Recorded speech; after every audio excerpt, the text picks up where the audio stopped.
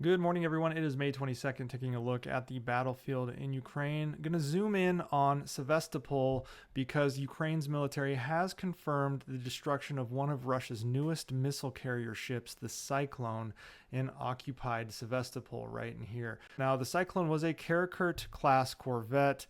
Earlier reports had mistakenly suggested that the strike hit Corvette's minesweeper, but this is a guided missile cruiser, not a minesweeper. The Corvette-class Corvette is a fairly new addition to the Russian Navy, as they only entered service back in 2018. However, the Cyclone was commissioned just last year. Each ship costs roughly $35 million, carries a crew of 50 to 70, and a variety of missiles, including the Caliber and Onyx missiles. Now, initial reports of the attack on the Cyclone came from Russian propaganda telegram channels, which claimed the strike was carried out using two long-range ATACMS missiles. Interestingly, there was a Pantsir M and Palash close-in weapon system on this ship, but apparently they failed to engage and defend. Either they weren't on, or if they were on, the ATACMS approached too quickly due to its ballistic trajectory for engagement.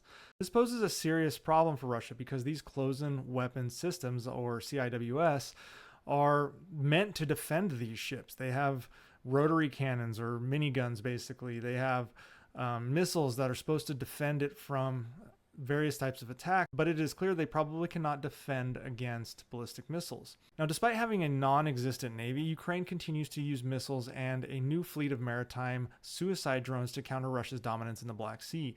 These tactics have led to the destruction or severe damage of at least 17 vessels in Russia's Black Sea fleet, including, if you remember, the sinking of the Black Sea Fleet flagship, the Moskva, early in the war. This strike is a significant blow to Russia's naval capabilities in the Black Sea region.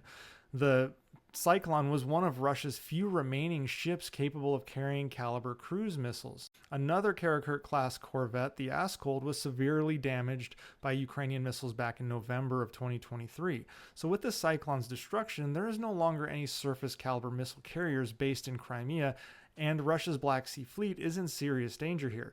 Previously, as I spoke about the potential for strikes coming from the Black Sea, it really looks like there is no capability for Russia to conduct an amphibious invasion into Odessa, meaning that Russia is handcuffed here. The only way they can get to Odessa is by crossing the Dnipro River and striking it from here, or potentially trying to bolster what is essentially a Russian island out here of troops and getting them to a strike from the other side of Odessa.